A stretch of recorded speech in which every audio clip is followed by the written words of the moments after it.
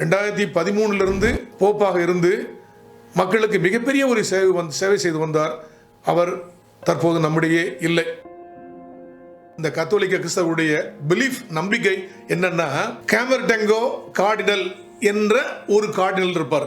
Pope Francis என்று 3 தடவை அவருக்கு முன்னாடி அவர் காது பக்கத்தில் கூப்பிடுவார்.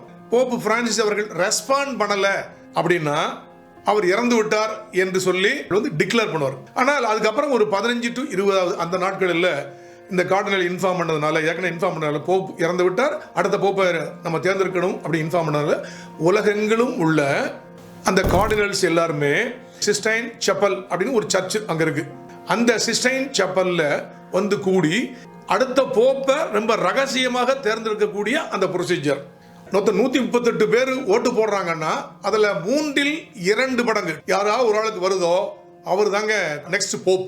ஃபர்ஸ்ட் ரவுண்ட்ல 2/3 மெஜாரிட்டி யாருக்கும் வரல அப்படின்னா அந்த பில்டிங்ல இருந்து வெளியே கரும்புகையை விடுவார்கள். யாராவது ஒருத்தருக்கு 2/3 மெஜாரிட்டி கிடைச்சி வச்சுக்கோங்களேன், ஒயிட் ஸ்மோக்கை வெளியே அனுப்புவாங்க. அப்ப வெளியே கூடியிருக்கின்ற நபர்கள், யாரோ ஒரு கார்டினலுக்கு இப்போ போப்பாக வருவதற்கு 2/3 மெஜாரிட்டி கிடைத்து விட்டது அப்படின்னு வெளியே உலக தெரிஞ்சுக்கிடுவாங்க. இதுதான் புதிதாக ஒரு போப்பை செலக்ட் பண்ணக்கூடிய ஒரு முறை.